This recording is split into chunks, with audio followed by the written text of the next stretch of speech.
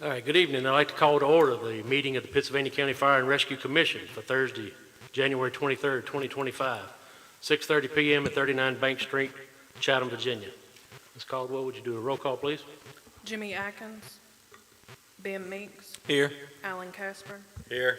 Ward Rowland, Tim Cassell, Here. Brian Shields, Here. Jason Lovelace, Kermit King, Here.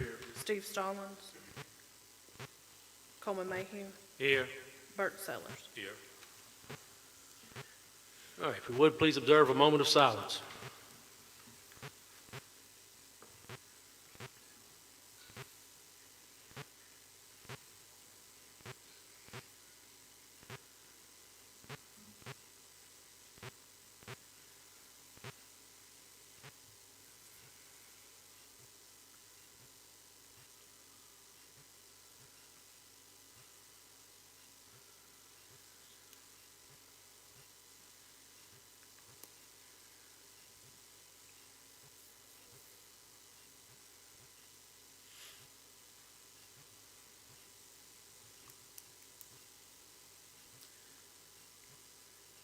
All right, if we all would, please stand for Pledge of Allegiance.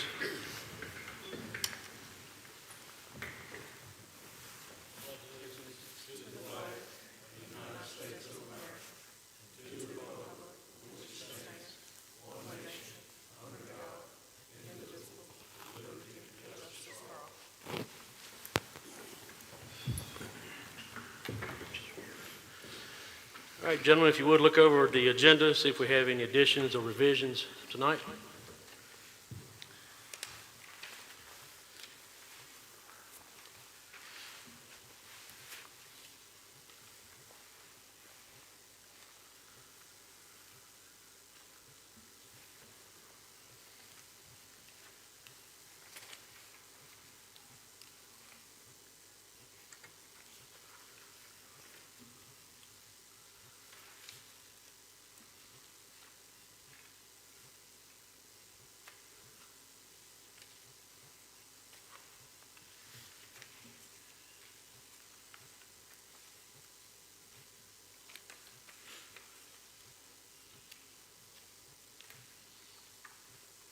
All right, any additions or revisions to the agenda?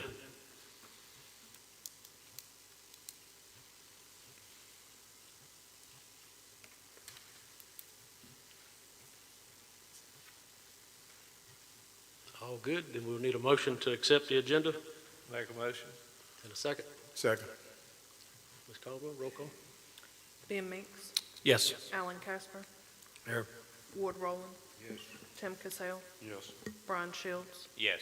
Jason Lovelace, Yes. Kermit King, Yes. Coleman Mayhew, Yes. Bert Sellers. All good. All right, this time I'll open the floor for nominations for chairman for this year. I'll nominate Ben Meeks for the office of chairman of the commission. I'll second that.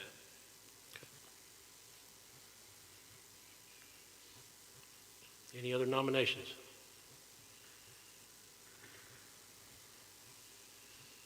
All right, with no other nominations, we'll go through with the roll call vote, please. Ben Meeks, Abstain. Alan Casper, Yes. Ward Rowland, Tim Cassell, Yes. Brian Shields, Yes. Jason Lovelace, Kermit King, Yes. Coleman Mayhew, Yes. Bert Sellers. Yes. This time I turn the meeting over to you, Chairman Meeks. Thank you, Director Key. Gentlemen, I appreciate the reappointment and look forward to another good year with you guys. I think last year was a successful year for fire and rescue in our county and for this commission, and I know we're going to do well.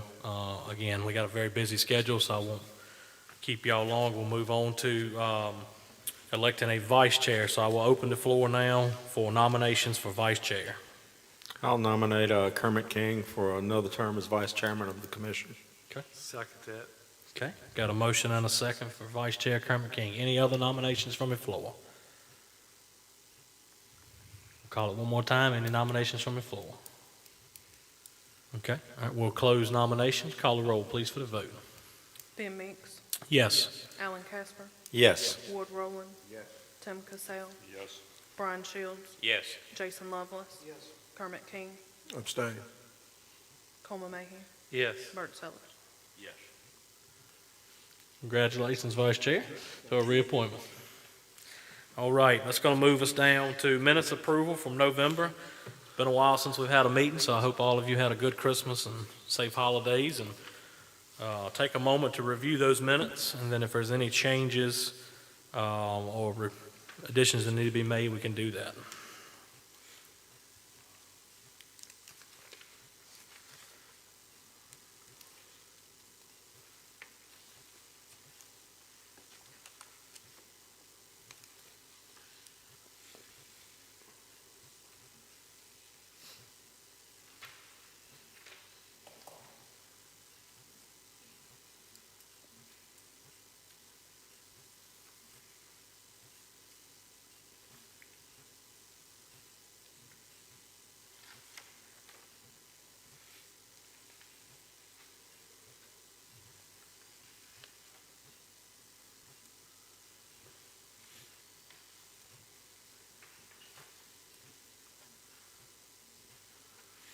Okay, I'll entertain a motion to accept the minutes, or if there's any changes that need to be made. So move.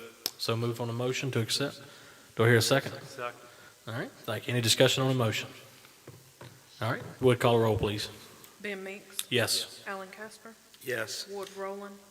Tim Cassell. Yes. Brian Shields. Yes. Jason Lovelace. Kermit King. Yes. Coleman Mayhew. Yes. Bert Sellers. Yes. Thank you, gentlemen. I appreciate that. That brings us down to presentations. Vic's not here yet, so we'll skip to the second one. The second one's going to be Chief Fowler, myself, and Jody Cruz. I think Chief Fowler's going to do the speaking, so come on up, Chief. Thank you. I told Daniel if this didn't work, I was going to run out. So if y'all see me run out, you'll know what happened. First of all, I want to take this time to thank Jody Cruz. She put together this PowerPoint presentation. I can promise you it wasn't Ben and I that put that together and as well organized as it is. But what I want to talk to you tonight about, training and fire training in the county and anywhere in the nation is probably one of the most important things for fire and rescue response personnel. And I know several of you that's serving on this commission has been involved in fire training over the years, and I've worked with you and taken classes under you, and you know how tough it is to give them realistic training when you're out here working. So what I want to talk to you about is a proposal to give us an avenue or one more tool to be able to do so. Modular fire training on the north end and the south end shared facilities. Basically what we want to do is create a hands-on scenario-based modular training facility to benefit the county fire and rescue agencies and the citizens that they pledge an oath to protect. These things are just simply going to be built out of intermodal containers or the container boxes that you see tractor trailers carry up and down the road every day. They're steel, they got a heavy-duty floor in them. A firefighter's not going to tear them up. In my career, I've been told you could put a firefighter in a room with a feather duster and an anvil, and they would lose the feather duster and break the anvil. So at the end of the day, I think he's a firefighter proof, but that's where we want to go with this. Currently, each department conducts in-house training to make in makeshift areas within their own stations. The training is limited by the fact that these stations aren't set up to take abuse of real scenario-based training. Areas that are intended for meetings, storage spaces become damaged by the firefighter PPE, boots kicking the wall, dragging the wall, scuffing them up, knocking sheetrock off the walls. The county hosted 2 Firefighter 1 classes, 23 and 24, with plans for additional classes in the future. Students and support staff have 2 choices for existing training structures in order to obtain practical skills necessary to satisfy the Virginia Department of Fire Program's candidate requirements. These options are located in Danville City, which is a shared facility with Danville and Pennsylvania County, out next to the airport, and then one in Lynchburg. Each of these locations require apparatus and staff to travel to and remain well outside of their call areas for extended periods of time, thus limiting resources available for emergency calls. And that's what we did through this last class. In-house training, Firefighter 1, as you can see, these guys are crawling around in apparatus bays, they're crawling around in meeting rooms, they're crawling around in bedrooms.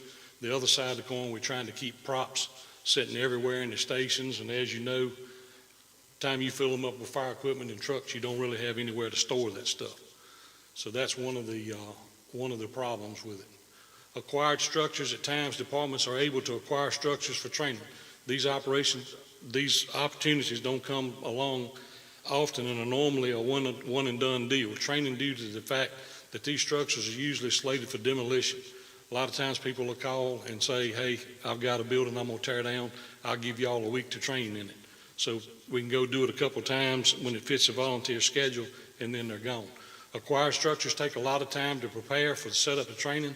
They have to be reinforced. We have to make sure floors are solid. We have to make sure certain things are taken out of them that's not going to burn and create problems with the environment. So they usually use an all-day event to make most of that opportunity. As with in-house training, and acquired structures does not normally afford the opportunity to flow water inside the structure, which limits the ability to fully train personnel. It is not feasible to depend on the availability of an acquired structure for the Virginia Department of Fire Programs level training like Firefighter 1 and Firefighter 2 classes.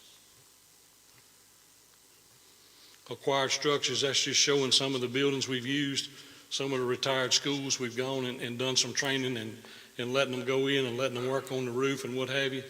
The problem being, you have to be really careful not to break up the integrity of the structure where they can secure it back. Same way with putting ladders on the roofs and on gutters and what have you. As you know, it's pretty easy to damage those, bouncing ladders off of the side of them and working around it. Scenario-based training. The use of shipping containers has gained wide acceptance in the fire service industry. Containerized training facilities are purpose-built. All available space is designed with specific training objectives in mind. Container-based training is designed to be multi-purpose, offering a variety of training scenarios within a compact space. Interior walls can be configured, creating an adequate environment that challenges firefighters to navigate through the changing scenarios. Decision-making under stress offers a unique challenge to firefighters. For a firefighter, the ability to make decisions under stress is essential. Adding stress to the training to make circumstances more realistic is believed to make training more impactful. Having access to a training facility does not require travel outside of the immediate or mutual aid areas, affords more training opportunities. Some of the things we'll be able to put into these facilities would be a forcible entry prop. They'll be able to advance hose into a structure. If they get wet, leave the doors open, they dry, go back and close them up when we get good. The vent, enter, isolate, and search. They'll have windows that they can actually go in, crawl in through to do a rescue, come back out on ladders, and we don't have to worry about tearing somebody's existing structure or something that somebody's going to try to operate out of the next morning. SCBA confidence, we'll be able to put theatrical smoke, if you'll indulge me, fill them up with smoke. They can go in, search around. I don't care what you do, but a firefighter's turnout gear, when he wipes his hand on a wall in an existing structure, he's going to leave marks and scuff on the paint and stuff. This won't matter. We're going to paint them black inside, and that'll make it that more tough and more confidence for them. Burglar bars will have one window in it that they'll be able to go and actually have rebar in that they'll have to cut with saws and that stuff to remove. Hose management, getting it up steps, around corners, all of the different things. Vertical ventilation. We'll put a ventilation prop on it to where they can cut a hole in a mock roof, open it up, and vent the smoke out, teach them to work off of ladders and that stuff. High point rescue, they'll be able to set up their ground ladders, which is the ladders that they carry off of the trucks, as well as aerial ladders on it. Tripod rescue, we actually have some technical rescue equipment in the county. They'll set a tripod up and go down through a manhole that will be placed inside where they can go down, package a patient, and get them out. Basement fire scenarios, just be where steps go in the second floor and then come down to work. Structure fire scenarios, we can give them different areas of smoked up where they got advanced lines, search to. Confined space, we can make different areas that are neck down with movable walls that they have to work in. Thermal imaging drills, search and rescue, rapid intervention, backup crews. We need to work on our people in the county to have a backup crew at a structure fire. This will give us the discipline to keep them outside on a hose line, ready with air, so that if a crew inside gets in trouble, we got somebody to go get them. Entanglement drills will take used electrical wire, put it in a corridor where they crawl through to purposefully get hung up, and then they're working in a safe environment to cut themselves loose and get out like they may face in a real structure. Ladders we talked about, Mayday training, them actually getting lost and having to rescue themselves, and then a window bailout where they actually get themselves out. And all of these props will be available to be able to put in these buildings and left there, and we're not trying to store them in a fire station, and we're not trying to move them around every time we have a class. The different drills, and that just shows some of them that I've talked about as far as the slides and the different things that they'll be able to do in them.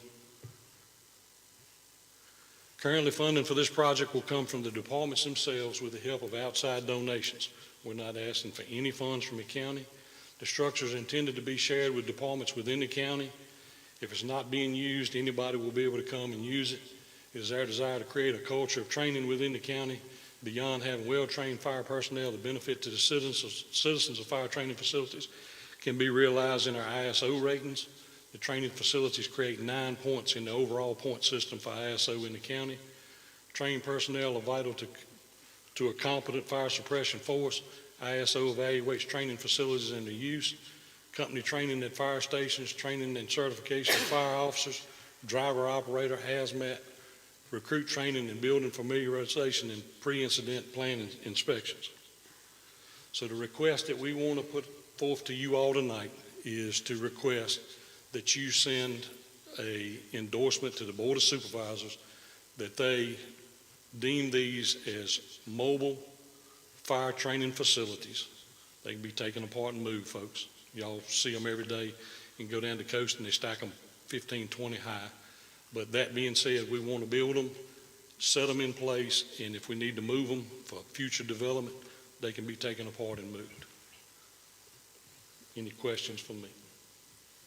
When you stack them up, Dean, we'd have to hire a truck crane to come and stack them. Yes, sir. What, do you know how much that will cost Well, we actually got somebody committed to do it as a donation. to stack them and then come back later and unstack them? Yeah, if we had to. Okay. Mr. Sellers, we've actually, Grutland Climax, I know Chief Fowler's been working on his down on the south end of the county, but Grutland Climax Fire Departments went in together and purchased some of these boxes already. They're already on site, and we actually had a crane company in Grutland brought the crane out and done the work for free, and they're a Class A contractor, so it met everything, as far as that goes, but they come out and donated their time. Okay, I just knew that was going to be an expense and wanted to make sure that he had thought about that. Yes, sir.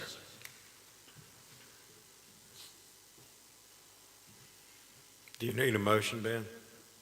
Yes, so there was a motion from the association that was unanimous, and there were 17 agencies there that night. This same presentation was given to them. From the feedback we got, it seemed like everybody enjoyed it. The thought process was we want to try to put one on the north end, so it'll be one located right beside Climax Fire Department.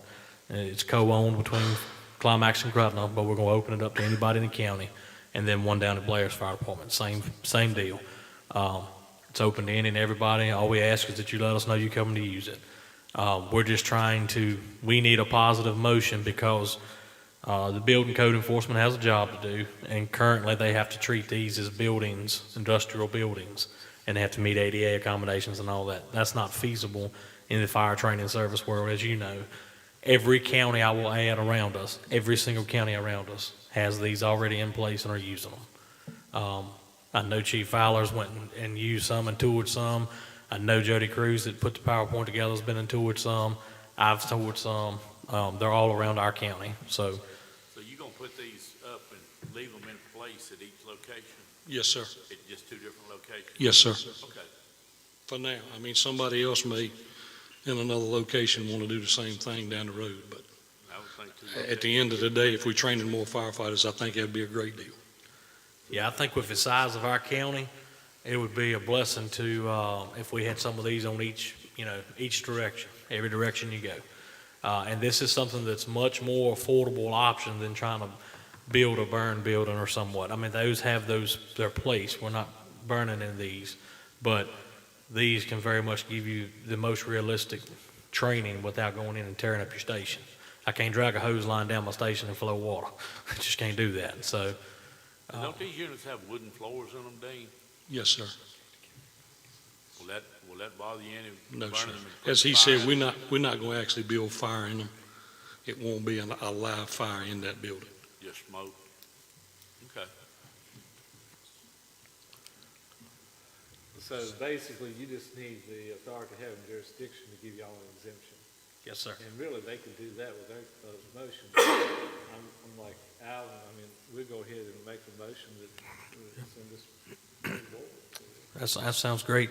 So I will tell y'all, we done a little bit of background work or planning on all of this, and the board actually said to send it through the channels of the association and the commission to get y'all's blessing.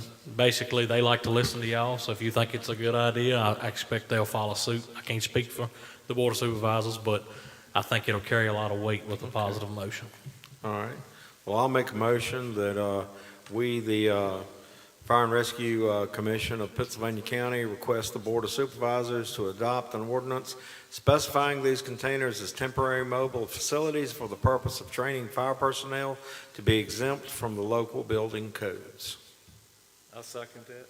Okay, got a motion by Alan Casper and a second by Commissioner Coleman Mayhew. Is there any other questions on the motion? Comments on the motion? All right, call the roll, please. Ben Meeks, Yes. Alan Casper, Yes. Ward Roland. Tim Cassell. Yes. Brian Shields, Yes. Jason Lovelace. Kermit King, Yes. Coleman Mayhew, Yes. Bert Sellers. Yes. Thank you, gentlemen. Thank you, Chief Fowler. Thank you, gentlemen. I appreciate that.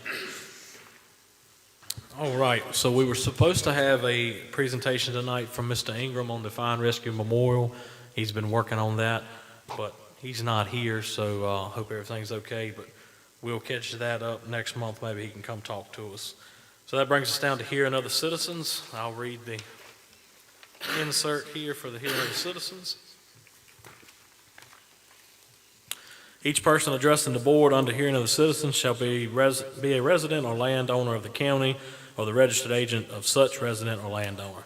Each person shall step up, give his or her name and district in an audible tone of voice for the record, and unless further time is granted by the chairman, shall limit his or her address to 3 minutes. No person shall be permitted to address the board more than once during hearing of the citizens. Our remarks shall be addressed to the board as a body and not to any individual member thereof. Hearing of the citizens shall last for a maximum of 45 minutes. Any individual that is signed up to speak during said section who does not get the opportunity to do so because of the aforementioned time limit shall be given speaking priority at the next board meeting. Absent chairman's approval, no person shall be able to speak who is not signed up. Mr. Director Key, do we have anybody signed up? Jerome Adams, Cascade Community Volunteer Fire Department. Okay, come on up, Mr. Adams. And since he is with a agency, he's representing a department, we can grant him 10 minutes to speak. Thank you to the chairman, Mr. Yes, sir. Ben Meeks, and to the members of the Public Safety Commission. Supervisors are represented tonight with us this evening, as well as members of the Fire Association, those that are representing here, and any citizens. Thank you for allowing me to speak this afternoon or this evening. As a volunteer, I have been a member of the Cascade Community Volunteer Fire Department for 26 years, giving the best I can, like many of the other volunteers of other departments in Pittsylvania County. Out of a passion and a concern for the safety and the well-being of the citizens of Cascade and surrounding areas, I've tried to give back to the community serving as a volunteer and member of the Board of Directors. What was classified as a volunteer fireman or VAS provider 25 years ago is different today. The level of training, certification, and recertification 25 years ago cannot be compared to what is required today.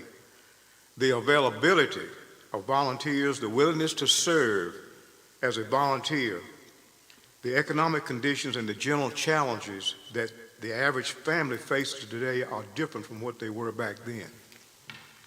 In the year of 2006, Pennsylvania County completed an evaluation of the emergency system, and in the year of 2015, another study was assessment were completed with recommendations needed for the fire and EMS system. The results of the 2015 clearly showed that major needs were needed to address the needs and enhancement of public safety in Pittsylvania County.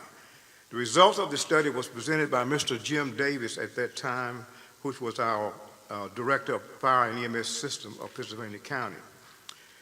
And the association, a number of citizens of Pittsburgh, as two members of the Fire and EMS Association and citizens of the Pittsylvania County.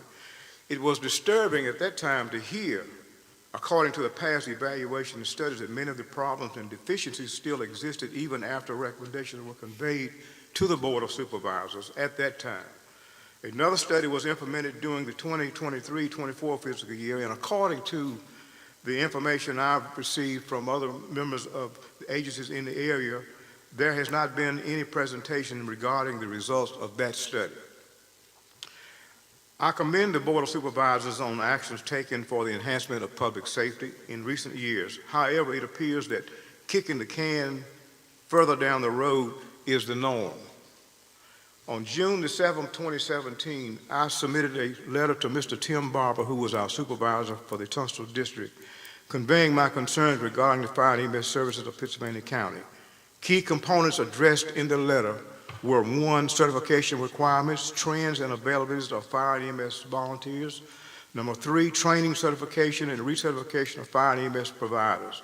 The implementation of full-time firemen and EMS staffing to be strategically located through the county where any call coming in can be responded to within a reasonable short period of time. And here we find that we have, in the county, Pittsylvania County has implemented public safety or some agencies as backups, but primarily the focus has been from Mount Hermon back to the north part of this county, and the southwestern area still likes having ample area or coverage in that area for such a situation if you have volunteers that cannot answer a call or respond to a call, and that is of a great concern. We realize that the county endorsed what is known as the soft billing system, which is now being used by most of our agencies in the county. But we are finding out that even with that, the funding from that perspective as far as stipend is really inadequate. And one of the reasons that we see that we're getting funding from this, but at the same time we see that the amount of money that's available back to us through Medicare and some of the other insurance agencies or whatever is not really substantial, because you have a lot of people in the community that does not have any insurance, period. And then you're limited on what you can receive from the Medicare if those individuals are on Medicare. And that is of a grave concern. Due to the inadequate funding of many of the agencies, are experiencing major problems providing a reasonable stipend program is retained or is necessary to stipend to provide the service of prospective service areas. Pittsylvania County cannot expect the EMS providers to acquire and to require training and certification, to require a tremendous amount of committed hours and months for completion and follow-up for the certification hours for accreditation, and avail themselves to provide the services for no reasonable compensation. Today, Pennsylvania County, being our largest county in the state of Virginia with a greater percentage of its area being classified as rural, would have an enormous price tag if public safety service were provided with a fully paid staff versus the utilization of volunteers. So as you can see, and I think you all will agree, your volunteer nucleus is a tremendous asset to Pennsylvania County in terms of providing these services. Thus far as any stipend commitment or actual assistance with this is not in place for the agencies in Pittsylvania County, and that is one of the areas that we're experiencing problems with today. Obtaining these individuals is getting more and more difficult, and as far as volunteers that we see 25 years ago, the availability of that nucleus is not in place today, and I think many of you all came to realization of that. I would like to show, if I'll show here on the screen, the stipend program for the Cascade Volunteer Fire Department. In the year of 2022-23, we had a total of $63,682 through the soft billing system that came in to apply to the program costs. And the cost for, and this did not include your maintenance and repair of your equipment, fuel, and other components that's involved. The total for that year was $80,874.89. The program deficit was $17,187.77. And we move down to the next 23-24 fiscal year. We received $48,847 through the soft billing system. $59,603.74 was the total cost for the program, a deficit of $10,756.07. This is what is happening with your stipend. And the problem here is that because of the insufficient funds, we're having to pull funding from other aspects of our operations to cover this cost. And we're saying to Pittsylvania County at this time, this is something that we really need to look at because of the fact that we are having difficulty attaining and retaining qualified, certified people to be able to provide the services to the citizens of Cascade and other areas or agencies that are experiencing the same problem. If we can move down to the last item that we had here was in reference to a scenario that is set up to describe what it would cost, and this is basically just the cost, this basic cost to provide services for 4 units that are now operating or that would be operating as far as a salary is concerned for that operation. And what we see here is that the amount of funding that's needed for that would be in excess for, if we were likely looking at one of the, it's a scenario for an ALS provider at $22.72 per hour for 8 individuals, which would be ALS, a total of $181.76 per hour, and that would equate to a shift of $4,362.24 in a week. 9 shifts is the average for that week. We're looking at $39,260.16 times the 12 months would equate to $471,122.92. The same process for a BLS certified individual. So we're looking at here for a total cost to provide 4 units in the county with 16 people actually certified to provide service for ALS or for fire and EMS. They would be qualified to do either fire calls or EMS calls. We're looking at a total of $855,152.64 annually. This was just basically a scenario. That didn't count any fringe benefits, no insurance coverage, anything from that perspective. So what I'm trying to say in short, if you're looking at your volunteers, there need to be some focus put on putting a system in place that we will have some reasonable assessed funding that will help support where we can maintain certified people, even from a volunteer perspective, incorporated with the fully paid people that you have now on board, providing the backup system that you have in Pennsylvania County now. We know it's a tough pill to swallow, but we understand that for public safety, it is not the responsibility of your volunteers, but it is the responsibility of the county to be sure that that is put in place to provide the services for our citizens. Are there any questions at this time? So I guess, I mean, I understand we were talking about the savings that the volunteers have for this. But I guess my question is, or statement, what you're looking for is some kind of assistance with the stipend program that your agency has in order to support the volunteers. Is that what you're asking for? Yes, we're requesting that some consideration be given. We realize that, from the perspective of fully paid people, that's not what we're expecting. But in order for us to attain our people in our area to provide this service, we need to have some support because the funding as far as our fundraisers and the other components that we put in place, and we are actually seeking even grant monies to see if we can find some avenue for this to help at this point. But at the same time, that is becoming more difficult, and I think you all can witness that you have competent, certified people that's working in the agencies here, that if this agency over here offers 50 cents more in the hour than this one over here, you got people moving back and forth, and that should not be. It should be set up where it's consistent, that once we had a system set up, that everybody across the board, as far as your salaries, as far as your range of stipend, will be consistent where we can maintain and keep a good, solid core of people working in all of the agencies throughout the county. So just looking at what you had up there earlier, just kind of skimming through the deficits and things such as that, you're looking at somewhere around $2,500 to $3,500 assistance in order to maintain your volunteers. Is that what I'm? At this time, we realize that the county cannot just dump a whole, Yeah, I mean. right, but at the same time, we do need some assistance to offset our operational costs and also to assure that we can keep qualified people working in the agencies on a consistent basis. Okay. All right. I think I understand what you're looking for. No other questions? Thank you all for your time. Thank you for your presentation, sir. Thank you. Anyone else signed up? No, sir. Thank you, sir. All right, that moves us down to Fire and Rescue Association reports. Chief Fowler.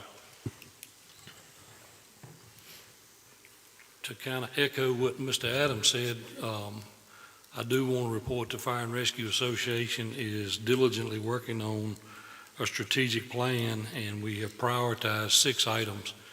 And first and foremost has been recruitment and retention, and trying to entice people to come. And we've asked for them to bring back to the next meeting recommendations of ways to do that. And I've reached out and talked to some other localities, and it goes from one end of the spectrum to the other. I know Mr. King and Mr. Meeks and I have talked several times. Some localities offer personal property taxes, some offer reductions in real estate taxes, some offer stipends, some offer scholarships. There's a broad gamut of avenues that these different localities are going to.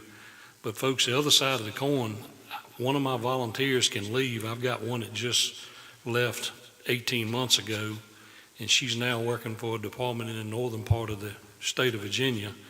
And talking to her the other night, she's just shy of $60,000 and just came out of the academy riding a fire truck as a firefighter medic.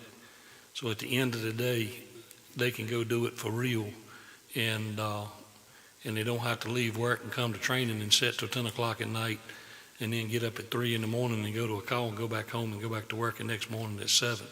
So we need to take a cold hard look, because the figures that Mr. Adams gave you is a tip of the iceberg if we decide we got to pay to put 4 people on each station on a fire truck and put ALS people and a driver on an ambulance. I mean, I can tell you right now, the figures that we got for 4 ambulances in the county right now, I got them laying in front of me, is way more than the figure he just gave you for what we're doing already. So you better think about retaining your volunteers. But that's really the only thing I got from the associate. We're diligently working on it and going to bring back some recommendations. But we also understand the world won't build overnight. So here we are. Thank you, sir. Any questions for Chief Fowler? If I could just add a quick comment, because I've been active in that process of making a strategic plan, and hopefully we'll have for you guys to present to you all later in the year. First, I want to say I appreciate all the agencies. I think in the last 2 meetings, we've had 17 agencies come out, so that's good. The more those agencies participate in this plan so that everybody gets buy-in is important. But to echo what Mr. Adams, I think, was trying to say, and I think everybody here understands it, but what he's trying to say is we know we need public safety to back us up in places, but we also understand we can't afford to lose all of our volunteer agencies. But if we don't try to start funding them more appropriately, that's going to be the outcome, unfortunately. So we have a big hill to climb in that process to get there. So, all right, we'll move on to the next item, which will be county staff reports. Director Key. Yes, sir. Just a reminder of the ATL funding. That's available for reimbursement for firefighting equipment and gear. Also for our apparatus payments, that money does roll over from year to year, so you can build on that. The 4 for Life funding is the EMS funding from the state. That's due at the end of February. That does not roll over. That money has to be spent. You have to turn in your receipts to get your funding back from that program. Reminder, I need copies of the 990, IRS 990 forms from every agency, and also I need copies of the rosters for the year 2025. As a reminder, EMS inspections are coming up in March and April, so everybody please get to working on your paperwork.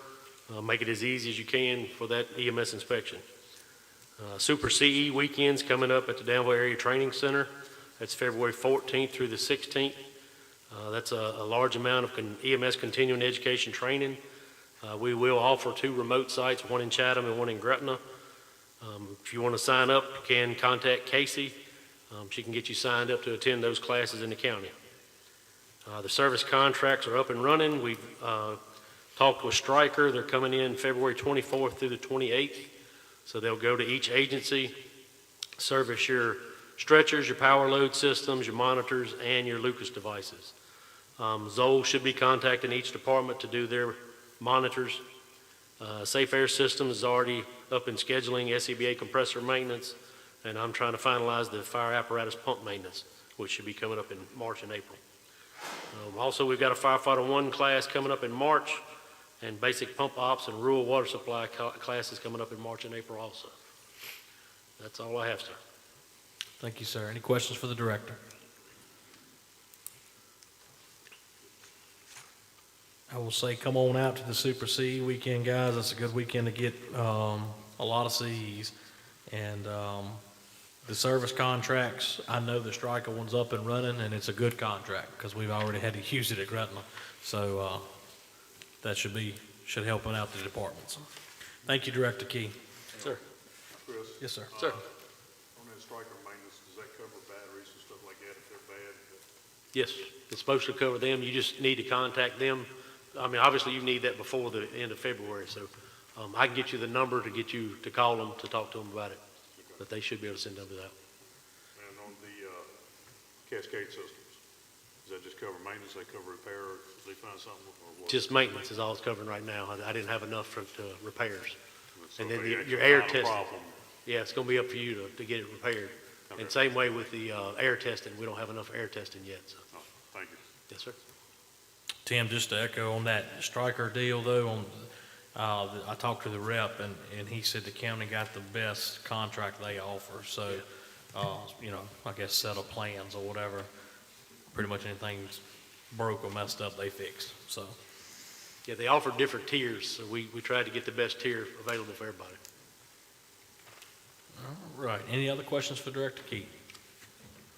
Okay, thank you. That's going to bring us down to item 14, unfinished business. Anybody have any unfinished business before we move to new business? Just a quick update on my end for the drug boxes, guys. I know we've been working on this for quite a while now, but to realize that we were notified officially in April of last year, and the go-live date was pushed back to April 15th of this year, so that's basically a year you got to get it done. A whole lot of work and time went into it, but we have Brownsville, Gretna, Public Safety, and Tunstall all has all their licenses done, and then all the other agencies in the county have submitted. They've already got their Board of Pharmacy license, and they're working on their DEA license. So I think we will have everybody where they need to be for the drug box program to go live in April. I know the county's already actually been under their new program. They started latter part of last year, October. Yes, sir. So they've been, and it's went well, I think, for the most part, in talking to them. And so if you have any questions with that compact system, very nice system, but a bit complex in setting up, Daniel Kendrick has been a great resource. He probably will throw stuff at me but y'all give him a call. He'll help you out. Hey, Ben, just a reminder, it talks about that fee in there. So in order for you not to have to pay that fee, you've got to be recognized as part of the government agency. You got to list me as that contact. They send me an email, and I just confirm it and send it back. Yeah. So I that think waives it's like that fee. $300 if they don't do that, you'll have Yes, to pay. sir. Was it, yeah, it was something, it was expensive, Three yeah. hundred if you did a remodel. That's right, yeah. So list Chris to that and they write it off. Yeah.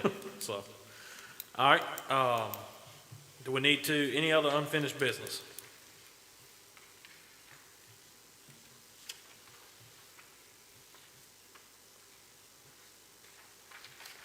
All right, we're gonna move to new business.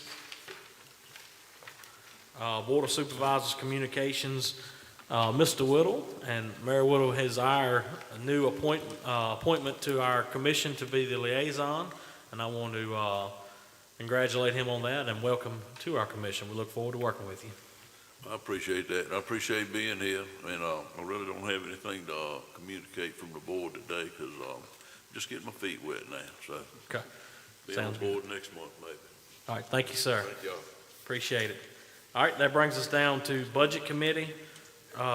So in front of you, there is 3 pieces of paper. Well, I say 3 pieces, it's 3 documents.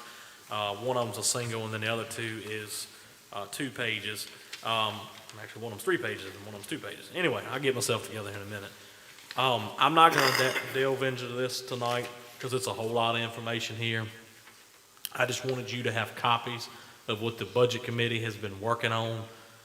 So the first document I'll point out is the Pennsylvania County fiscal year 26 requested budget comparison. So that's the packet that's got actually 3 pages, and that is what the current is. It actually shows you all the way from 23, 24, and then the adopted budget, which was 24, 25, and then the very last line you'll see is what we are requesting. So take that home with you, go through it. That's the easiest way I can communicate it to you. Kind of, if you have any questions or concerns, you can bring it back to the commission, or you can ask myself, Chief Fowler, Vice Chair Kermit King, Chris Key, Scott. Any of those fellows have been working on this budget process. Chief Higgins from the Fire and Rescue Association, and Damon Maracas. So they've put in a lot of hours, and I appreciate county staff putting together these sheets for you all. So that is the first one. The next one, I'll point out, this is the first year we've actually was able to get this accomplished, and I appreciate them doing it because it just gives transparency. Again, we need all of our services, and we need to continue to bolster them. But, you know, the fine line is always, well, what is the public safety budget? What is the volunteer budget? You know, and it all gets grouped into one big budget, and then we just kind of have to try to go through and figure out what Chris needs for his people, and then what the volunteer stations need, and then if whatever funding's available, meet that need. So this year, county staff was able to break it down for us based off the request, and then also based off what was currently spent and used from years previous. So these 2 documents, the one single sheet, it says Volunteer Fire and Rescue Budget Proposals, and if you'll see, it has the description of what each one of those line items, the category, whether they're shared or volunteered, and then where you see budget requested, and then that's how much we're asking for in the new year. And then where it says budget split and difference, that's where they are actually showing you if it's a shared item, how much of that's going to the volunteers, how much of that's going to the career staff for the county, for public safety. Again, capital purchases, same way as on the bottom. So current to date, our proposal for the volunteers is listed right there on the left, grand total.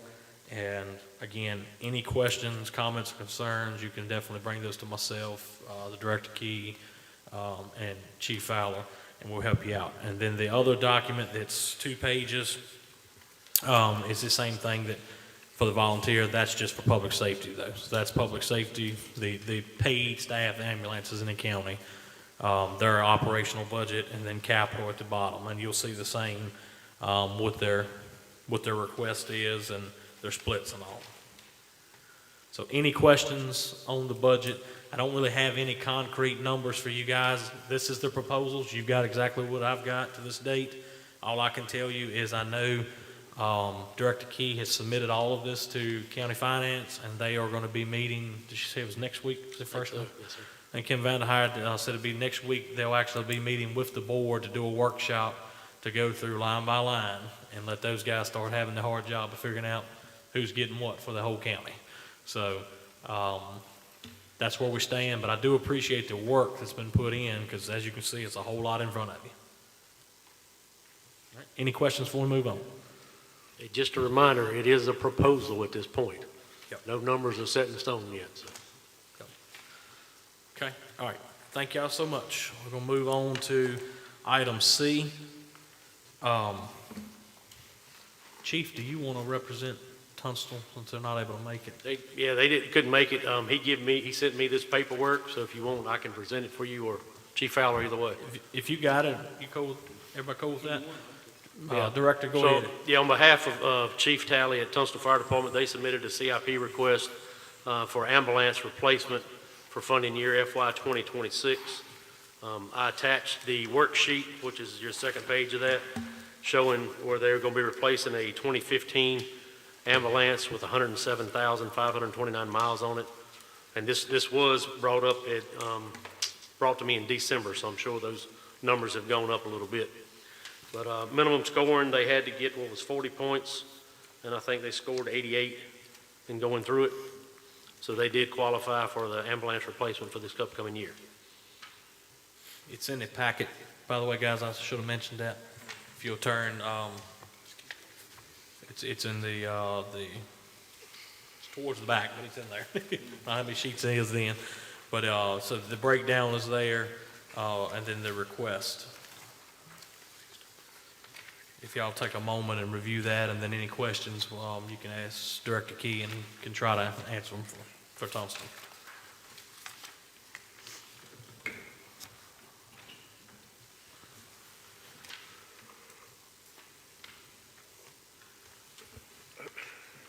If I'm not mistaken, Director Key, I think it's actually in this packet as well. Just, food for thought for you guys. Tunstall Fire and Rescue is 99% covered for fiscal year 25 and 100% covered, for last week. So they're doing a good job, I think, providing the service to their community. So what that adds to you, the request. I mean, obviously they have to meet the minimum points of 40 points to be eligible. They obviously doubled that, so they show the need. And then if we look at it in a call answering standpoint, which should weigh some merit, they answer their calls. So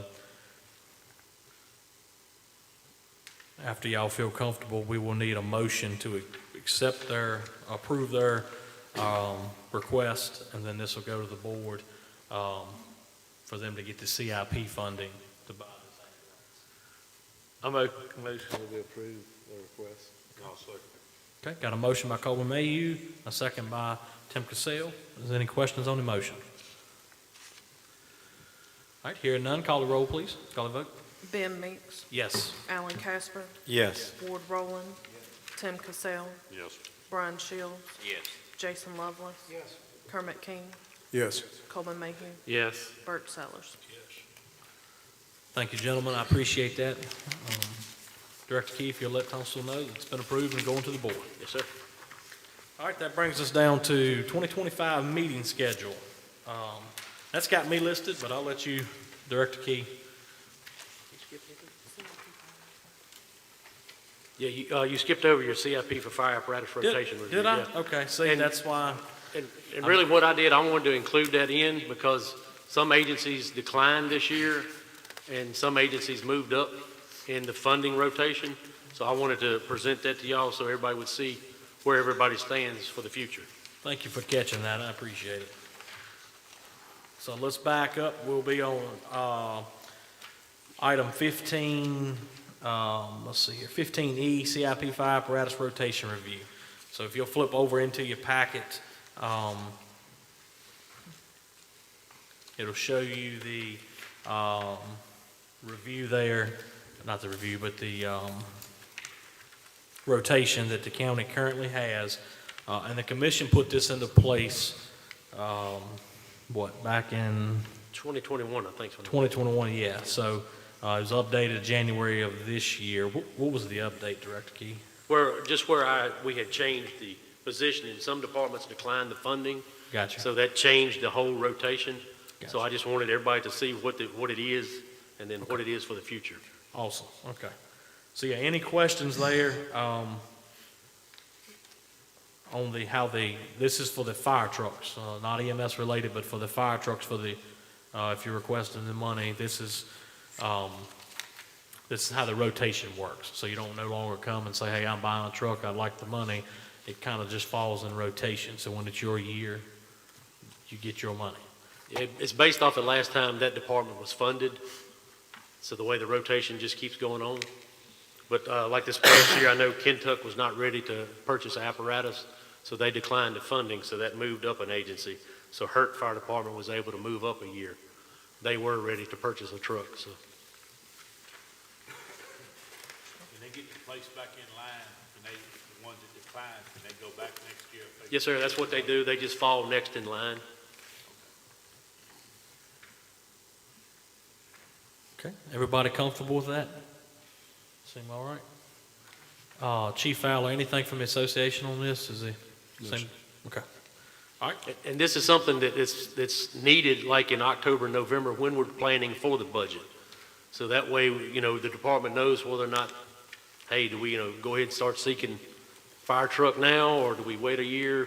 So that way in October, November, I'm gonna be contacting these agencies going, hey, you're next in line, are you ready for it for next year? So it's just, vital we keep this out here and keep everybody knowing when they get the next round of funding coming. So Director Key, do we need any kind of motion on that? this was more for informational purposes, just the changes in the lineup was really all that's for, so. Awesome. And also, I've got it on the side, if you'll notice, I'm trying to keep up with when the last time ambulances was funded also. So I added that to that SOP, so that way there was a document that showed who was funded last time, so. Awesome. All right, any questions for Director Key on that? And then on the back of that sheet, you will see, which we just used the current copy, but it is the point system for the ambulances. Is everybody comfortable with how that works? I feel like that's the fairest way to do, because if you have multiple agencies come, then this actually just goes by the data, goes by the facts. And the reason, so I was on the commission originally when this was put in like this, the point system, it's kind of modeled after the Office of EMS through the Rescue Squad Assistance Fund. So they use a similar, it's not exact, but they use a similar point system to award grant money. So it was kind of how we was able to say, well, this will keep it fair. So is everybody comfortable with the point system? All right, we'll move on to the next item. And this will be our 2025 proposed meeting schedule.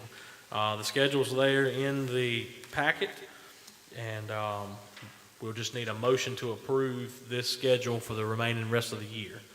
So tonight was technically our reorganization.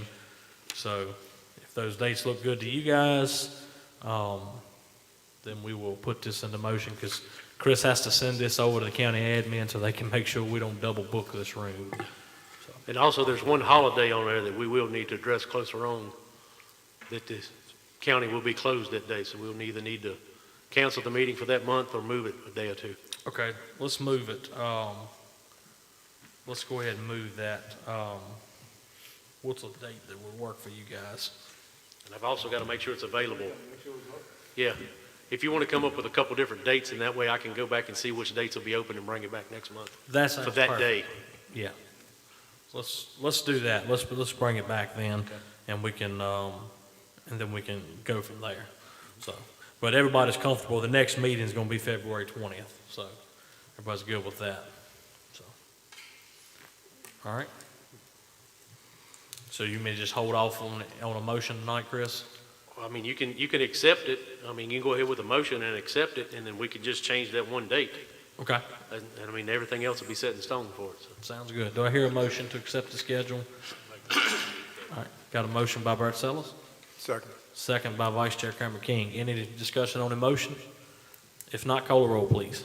Ben Meeks, Yes. Alan Casper, Yes. Ward Rowland, Tim Cassell, Yes. Brian Shields, Yes. Jason Lovelace. Yes. Kermit King, Yes. Coleman Mayhew, Yes. Bert Sellers. All right, thank you, gentlemen. That motion carries. So that'll be our schedule for this year, other than the June meeting when we will address that one later on. All right, that brings us down to Item G, response coverage stats, and this is going to be Director Key. I include this each month, just a basic review of the calls, make sure everybody's keeping up to date on call coverage. You can look at the past 2 weeks and just, review over each agency's, how many calls they're getting, what % they're covering. So, Just so the commissioners are aware, the benchmark is 75%. 70%. 70%. Yes, sir. So obviously, we want to run as much as possible. All calls is great, but the benchmark to get all your county funding is 70%. So if an agency at the end of the year, fiscal year, falls under 70% for their final total, then they don't get the last payout of funding.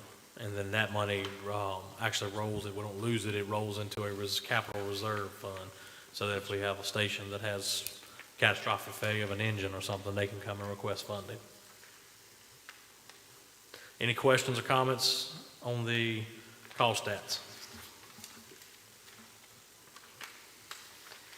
Okay, hearing none, that'll bring us down to item 16, other matters from the commission members. We'll start to my left here, Director Key. Yeah, we had a tragic event happen today, and it affects my family also. I just want to ask a special request that you keep our firefighters and your family in your prayers and thoughts. Had one hit close to home today that's really affected my family. And he is a member of the fire service here in the county also. So just please keep that family in your prayers to go for the next week. Thank everybody for their help and the assistance on covering the calls. I just like to remind everybody, make sure you call for the fire marshal's office at structure fires. They're not listening 24 hours a day. So if you're not going to accept the responsibility, put it on somebody else. Let the fire marshal's office take care of that for you. Otherwise, it's on you, the chief. Other than that, sir, thank you, sir. Thank you, sir. Commissioner Rowland. Board Rowland, sorry. All right, thank you, sir. All right, we're going to move on down the line here. Shields again. Congratulations to Chairman Meeks and Vice Chairman King, and also to Mr. Whittle. We welcome you to the commission and to all the commission members. Hope that 2025 is a great year. Mr. Howell, thank you for your presentation. It's one thing for sure, and I've shared this with my board of supervisor representative. It's going to cost money whether you are paid or whether you are a volunteer, and it's going to cost more and more every year. It's just the day that we live in, and you're correct when you say there's a difference 25 years ago than today, because there is. It requires a lot for the men and women out there, and to all of them, thank you. Public safety dispatchers, and yeah, Chris, that call was close to home today. Yeah, so I think about y'all a lot when I run down the highways and I see the fire trucks and ambulances on the side of the road, and it was a time I would jump out. Now I ain't quite able to. So know one thing for sure, it's much appreciated and much thankful for. So to each of you, thank you. Thank you, Mr. Shields. We appreciate that. Mr. Stallings is not here tonight. We'll move down to Tim Cassell. Yeah, I've just got one thing, kind of touched on it with Director Key before the meeting. We had that incident with the water line getting cut the other day. Needs something where Public Works needs to let you know as soon as it happens, so the agencies can be notified if we have a water outage or something like we did the other day. You were not notified by them. You had to be notified by someone else to find out. And also have them let us know when it's turned back on. 'Cause, I mean, here we are without water on hydrants, residents with no water, assisted living home with no water, and no one told us until about 2 hours later. Maybe you could set it up with Mr. Adcock or something where, hey, if they got a problem, let us know. Thank you. Thank you, sir. And I am so sorry, Jason. We're going to back up to you. I don't know if y'all can tell, but I'm a little tired tonight. I've been up since 4:45, had a budget meeting at 4, and then straight to here. I did get a piece of chicken in between, but that was it. So, Jason, we're going to go back to you. I apologize. It's all good. Thank y'all for taking those positions again. Thank you, sir, for speaking tonight. You make a valid point. And it all boils down to money. That's what it all boils down. Hopefully, the county and the board of supervisors they have a hard job because we are the biggest county in the Commonwealth. And that being said, we got to find money, and it's hard to find money. Everybody knows it, but I do agree with you. That's all I have. Thank you, sir. We'll move up here to Mr. Coleman Mayhew. Thank you, sir. All right, we'll move over here to Chief Fowler. I'd just like to say, keep your families involved today in today's incident. Keep them in your thoughts and prayers. Keep your responders. It was pretty traumatic, and I think they are having some issues with it, so keep them in your thoughts and prayers. I'm going to give a shout out to the guys back here doing the technical stuff for our sound and our programs and presentations, keeping our radios going. We aggravate them a lot, but they do a lot for us. The dispatchers, I know I make one mad a week. I know.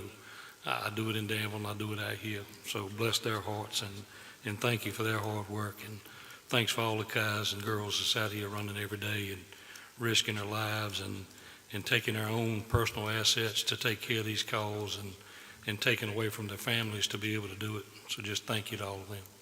Thank you. Thank you, sir. Mr. Murray Whittle. I just want to thank all y'all for what y'all do, times y'all spend away from y'all's family here, and coming out here to do what y'all do, man. Just keep it up and appreciate y'all and everybody that's working together with you. Thank you. Thank you, sir. Appreciate it, Mr. Whittle. Mr. Casper. I'd just like to thank the gentleman from Cascade. He's exactly right. I started as a volunteer in Pennsylvania County 43 years ago come March, and I've seen things change a lot. We've come a long way, but he is exactly right. It is imperative that we continue to support these volunteer agencies, because at the end of the day, it's a lot cheaper to support our volunteer agencies than it is to replace them. And I want to thank him for coming out and addressing us tonight.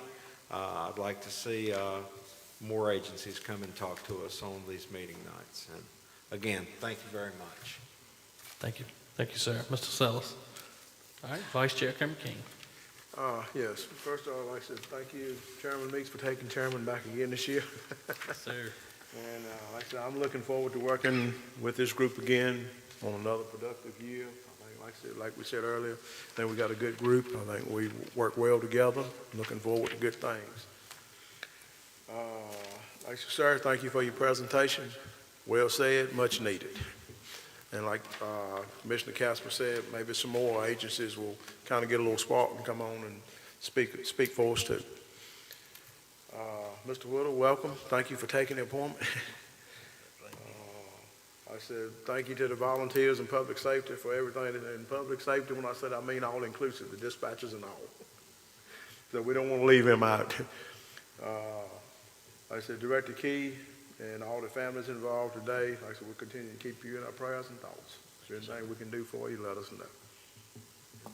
Thank you, sir. Pretty much everything that's been said here tonight is how I feel, but I'm going to go through my little spiel. Again, thank y'all for electing me back to the chairman of this body, this commission. I really enjoy coming out and meeting with you guys and working behind the scenes, and encourage you, to get even more involved. If you want to, give me a call anytime, we'll chat. But you guys do a good job, and I appreciate you, and I appreciate you making Vice Chair Cameron King over here Vice Chair again, because he keeps me straight. I do want to go through and thank the career staff, public safety for our county, Director Key and his staff who do a great job. I want to go through, I want to thank the volunteer stations. They do a really good job in this county.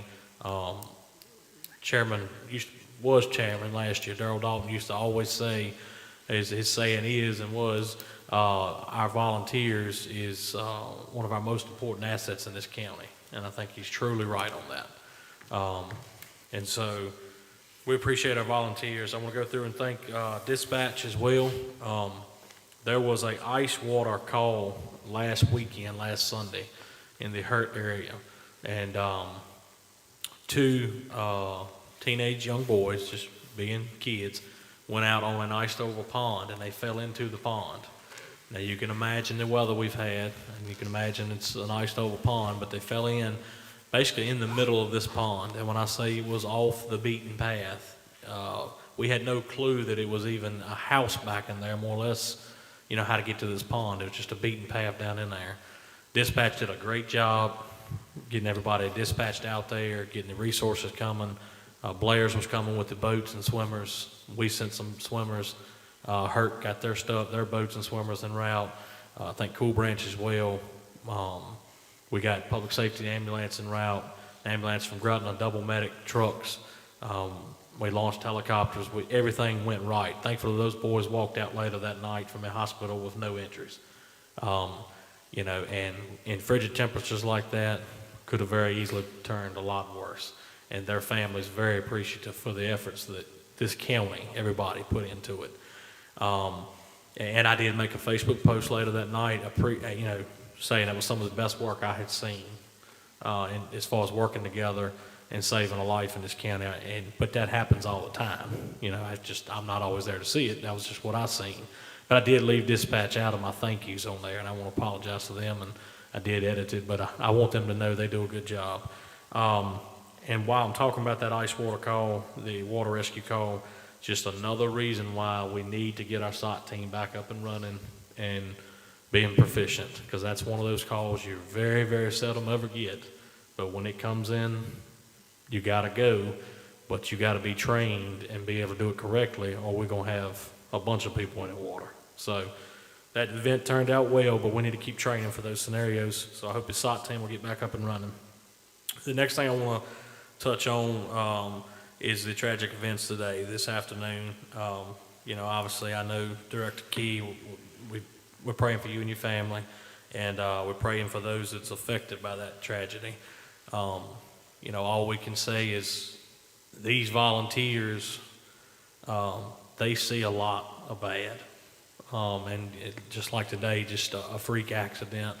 You know, they still, first responders had to go to that and deal with that, and obviously there's families grieving. So you know, we're here for you, and we're offering our prayers. I have a great chaplain at Grutland. Zachariah Barnes is his name. He's a wonderful chaplain. He's actually a preacher full-time, and he's doing chaplain work for us. So anybody ever needs to reach out, he's glad to come meet with you anywhere in the county. He's told me that. So I'm passing that along. Next thing is the winter weather events. It's been super cold, guys. So I know we've had a few people come up to the station that's been out of power, or their heat's messed up and they just come in to get warm, or they come in to get some water because their pipes is busted. And I'm sure there's other stations that's been doing that. And we appreciate you there. Just look after your community. It's been super cold, and there's been a lot of calls from the snowstorms, and I think they've been handled well. And then lastly, I just want to thank, you know, you guys again, and the system here and the board. We had a budget meeting this afternoon, and I truly felt like we really was able to get some good conversation. You know, Mr. Adams coming out tonight and speaking was kind of to the tune of what we were talking about at that meeting. So the whole goal of one team, one mission, we're trying to really work on that. And the association's working on a strategic plan. And so it's all just kind of feeding in and heading in the right direction. And hopefully we'll take up that steam and move forward this year. That's all I've got. Y'all have a good night and be safe going home. Meeting adjourned.